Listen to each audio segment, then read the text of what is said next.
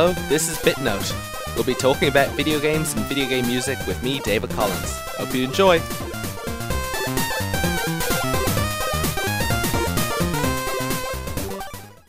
Well, to be honest, I'm a little underprepared for this show. I would like to blame myself, but unfortunately I think instead I'll blame the guy who stole my bike and screwed up the rest of my day.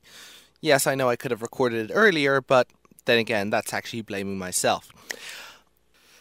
For those of you who haven't had their bicycle stolen, let me just tell you that it is an extremely unpleasant experience.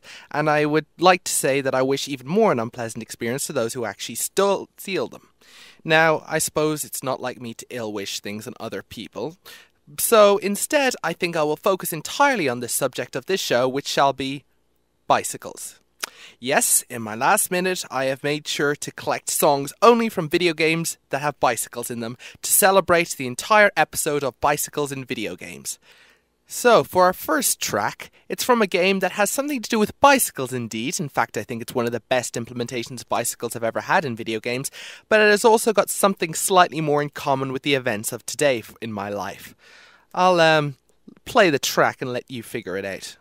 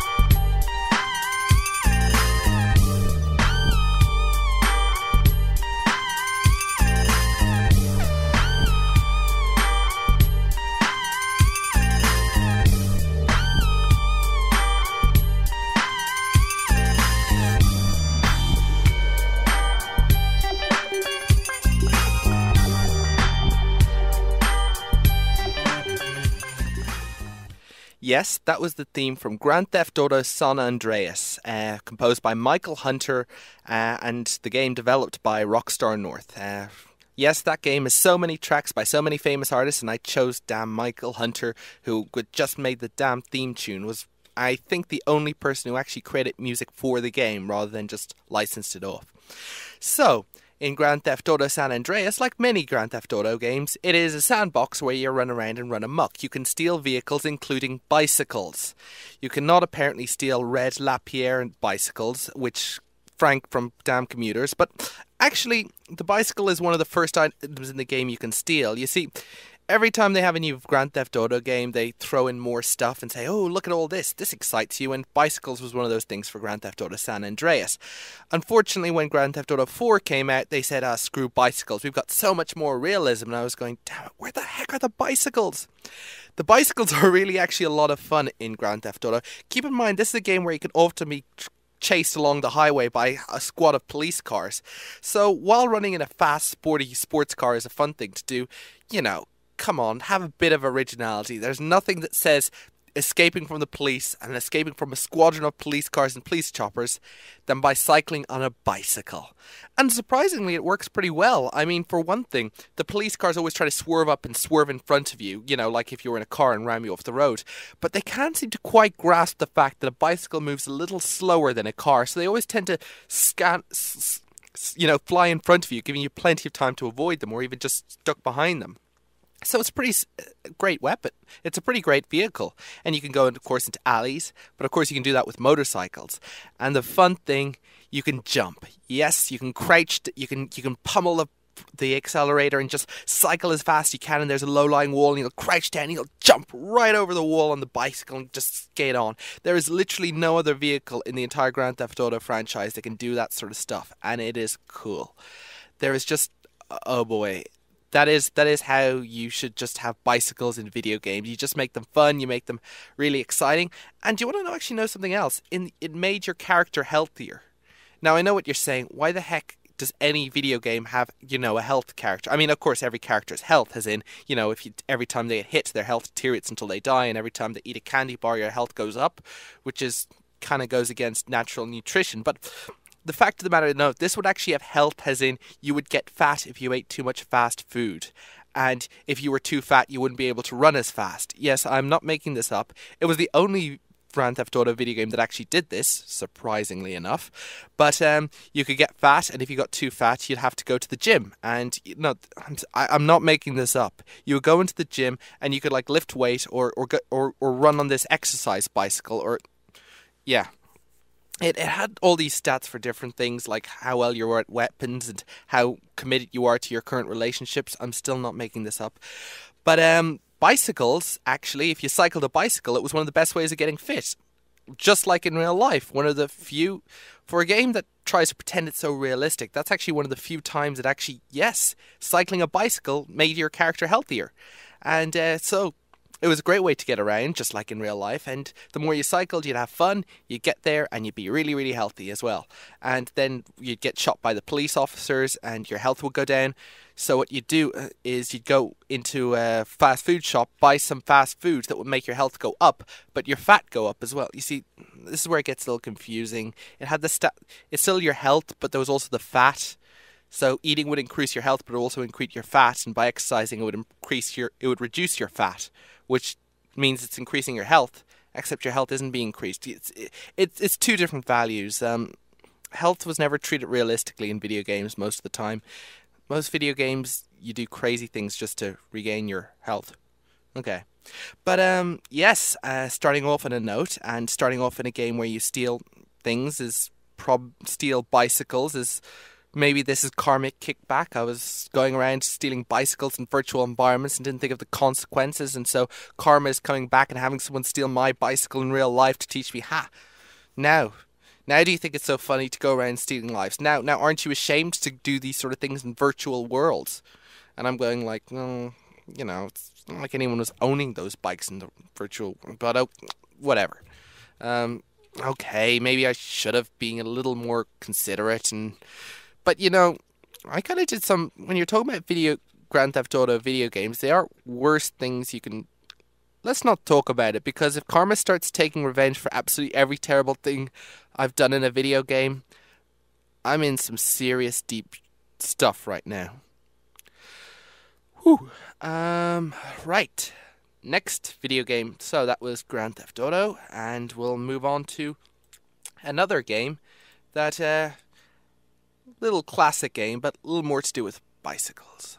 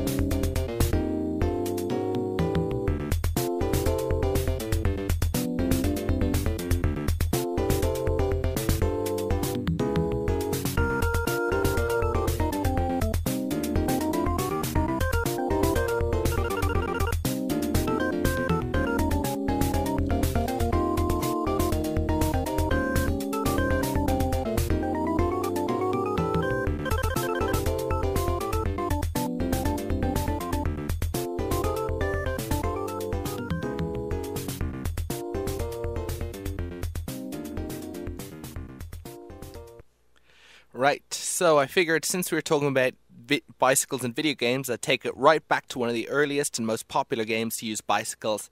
That was Paperboy. The Paperboy theme by Mark Cooksey, that was developed by and from the game Paperboy by Atari Games. Mark has done a lot of video game stuff. He made famously the Ghosts and Goblins theme and done some work in Space Harrier and a lot of other games. So cool juice to him. He's made a lot of classic game tunes. Paperboy. Yes, you are a paperboy and you are on a bicycle. Yet another bicycle. You would cycle along and it was a fairly straightforward game, but essentially you would go up the street and on your left there'd be houses, and every time you click the fire button you'd throw a newspaper to the left. So what you had to do is you had to cycle up the street. You couldn't turn around. You were still going in the same direction. You could go faster, slower, or veer a little to the left and right, but you couldn't turn around. So you had to throw a newspaper into the mailbox of every single house that was there. Now, this might sound a little boring, but it had problems. For a start, you had to figure out where you were. I mean, if you were a long distance away from the mailbox, you'd have to throw it at just the right time, and if you were close, it was easier. But that's come from the difficulty.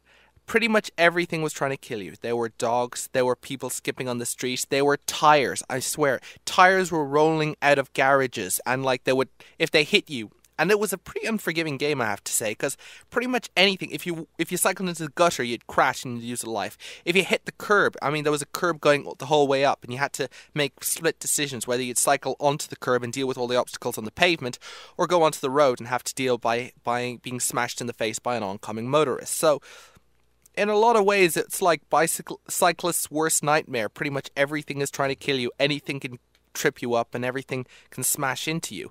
And they were pretty crazy things. I think they were like jugglers and clowns and stuff. And at the end of it, there was even a full-on obstacle course where you had to jump over water and a ramp and all this sort of stuff. I mean, it was it was quite a game. It was fun. It was challenging.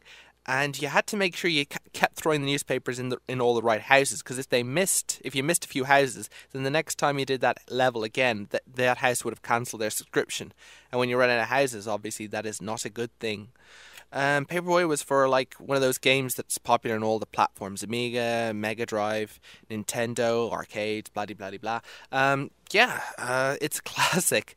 And I think it represents a great thing about games. They can take something that's mundane, yes, but that expresses something about us, that it takes a new idea, and it's in turning that into a game. I mean, the problem with a lot of games, and this isn't a huge criticism, well, it is a criticism, but it's a lot of games are based off of games, so you're dealing with abstractions upon abstractions.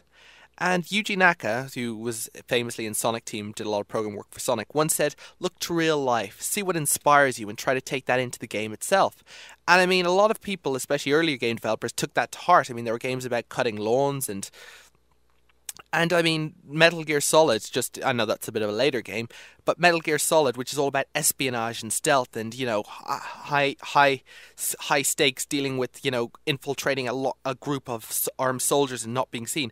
That was actually inspired by the producer's games of hide and seek when he was a kid. He just loved playing hide and seek, and he expressed a lot of that in the game. So in this case, Paperboy, you know, delivering paper is a pretty standard thing, and you know, you see those American movies where they just take the paper and throw it at the door, and someone just decided to make a game at it. You know, you have to go along, throw the papers in, and it was a fun game and a huge success. So, yes, to any people out there who are making games, try to take some mundane or fun or whatever. I mean, Dinner Dash is another classic example.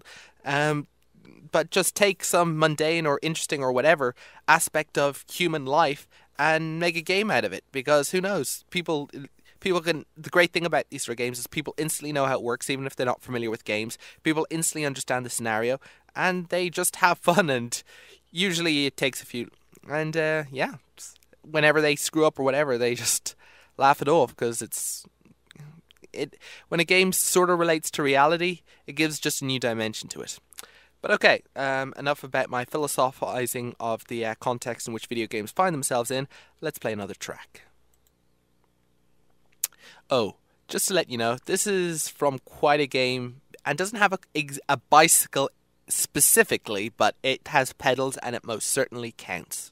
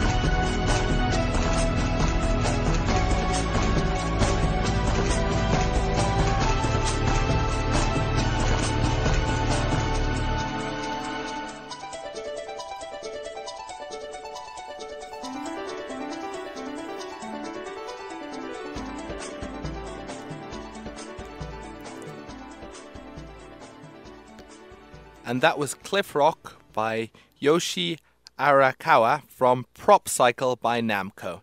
Now, Prop Cycle is a fun game. I actually haven't played it that much, but okay, here's the thing. It was an arcade game, right? So that's the reason I didn't play it that much. You can't really own arcade games. But it was an arcade game that actually had a replica of a bicycle with pedals in front of it. And on the screen, there's a story, and you're basically flying a pedal-powered flying machine through the sky, bursting these great big red bubbles. Yes. This is like awesome, because when you were sitting at the arcade games, I mean, for a start, there's the flying aspect. Then, of course, there's the fact that there's got this whole, fun contraption. I love those sort of games. And the fun, and the world was, bright and colourful. And there was a storyline about a guy pressing a button he shouldn't have that suddenly caused all these cities to fly up into the sky for no readily apparent reason. And apparently you're meant to rescue them. I never understood the plot. It was an arcade game, I suppose. It's hard to draw a line between the two. But essentially, you had to get on this thing and you had to pedal. Yep, that's right. You didn't press forward on an analog stick. You didn't press down on a pedal. You actually had to pedal your freaking head out to fly this machine across the sky, and you had to turn and hit the bubbles, and you could fly up and down and left and right, and you just kept pedaling. And I mean, I loved that. I mean, I loved the idea that this arcade game was actually, making you healthy. I mean, of course, Dance Dance Revolution was to do something kind of similar, but damn it, I mean, we're talking about Dance Dance Revolution didn't come around for another 10 years. This was back in the mid-90s, and it was just awesome. I mean, this is how arcade machines could work. I mean, you can't really compete with... It's hard for arcade machines to compete with home consoles, but if you've got something that they can do in an arcade that they can't do at a home console, then what's the problem? And I always really loved that idea. I always loved how it engaged, and I did see it about the place in several different places, but I suppose I wished it could have been a bit more popular. But I don't know. I don't suppose anyone will see an arcade machine of those hanging around these days. It's kind of a pity. There's I'm not going to go into the whole saga of arcades today, but I don't know. When I just looked at that game, I realized, and when I enjoyed playing that game, I just thought about all that arcades could be, and just the fun and the exercise and the challenging you to do something and the way it engaged you in a way that other games didn't, by literally making you work for your points. I don't think any can deny that's a good thing. Right, so technically, like I said, that wasn't a bicycle, but it had pedals, and you were ultimately a flying machine. And ultimately, since you were actually pedaling in real life, that definitely overrides anything about it not technically being a bicycle. Well, there were games where I think there was another arcade game where you were doing a bicycle and you did do the pedals, but let's leave that aside for now, because I really didn't do enough research to figure that one out either. Sorry, look. I can't research everything, as much as I would like to. We, my friends, are moving on to the last track. So, this has been a great bicycle-themed episode, so what are we going to move on to last? Well, we've had cycling in urban environments, cycling to deliver papers, cycling, to fly a machine through some mysterious sky in order to restore some calamity caused by ancient magic. Now we are going to cycle through zombies. Yes, Dead Rising, made by Namco, with music Justified, performed by I'll give you the music details later.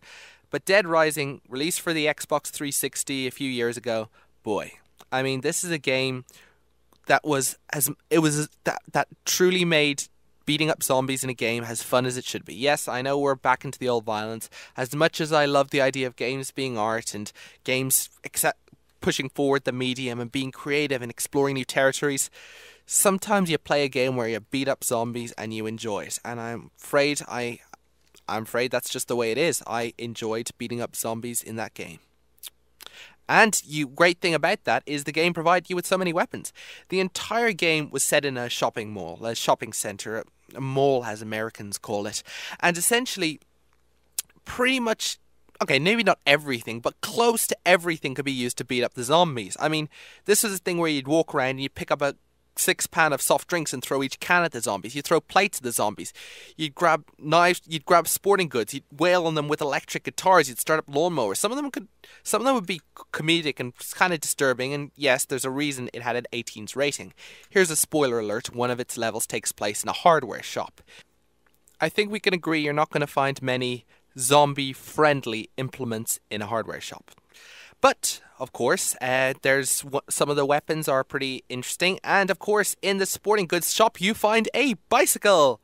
Yep, you can find skateboards pretty early on, but then you hit into 3 zombies and the skateboard disappears for some reason. There's this whole thing about how weapons... But you find a bicycle. And this is fun, because you get on the bicycle and you pedal as hard as you can and you slam through the zombies. And you run over zombies and you don't trip up and go flying head over the handlebars as you would in real life if you were cycling through a group of zombies. No, in this fictionalized video game world, they are thrust aside as you plow right through them from one end of the shopping... Well, you can't really go fully... Can you? But from one end of the shopping corridor to the other. Through all the shops and all the aisles, you just spam down. And the bicycle is actually pretty useful as well, because Dead Rising is a game that you need to get from one point to another usually very quickly. There's almost a time management element, because there are a lot of survivors you got to rescue. Sometimes you'll have to go to one end of the shopping centre, rescue survivors and bring them back to the other end, and then you have to go out and rescue more. And basically you've got a time limit to rescue each group of survivors, so you have to figure out the right order to rescue them in, or else you're kind of screwed. And then of course there's a time when a military invades at the shopping centre and you've got to plow through them. And there is nothing funnier than having a military troop in full gear, SWAT gear, everything, machine gun, and you just get on a bicycle and plow right into them at full speed. And apparently they die from the impact, which is kind of disturbing. But, these are highly elite military corps, and on their death certificate, what do they say? He was in a bicycle hit him. He was run over by a bicycle. Okay. Well, actually, bicycles can be sort of dangerous, but I prefer not to relate to you that minor incident I had with the woman with osteoporosis. Please don't let me talk about that. I'm not proud of that myself. Avoid blind corners, put it that way.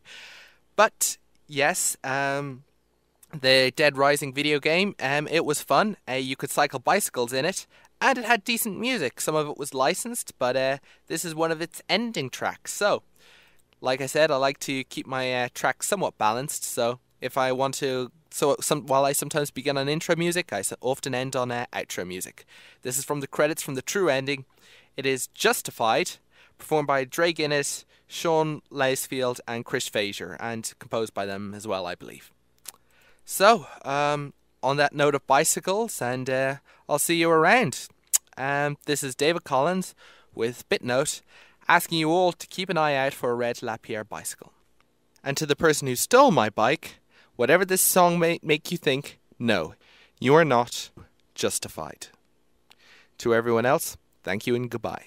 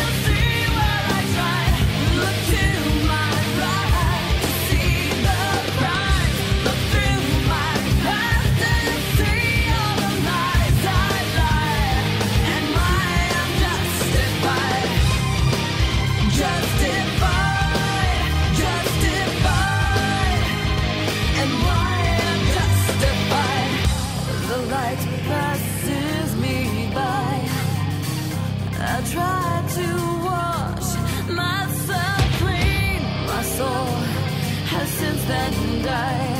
Well, let me tell you, I am doing fine.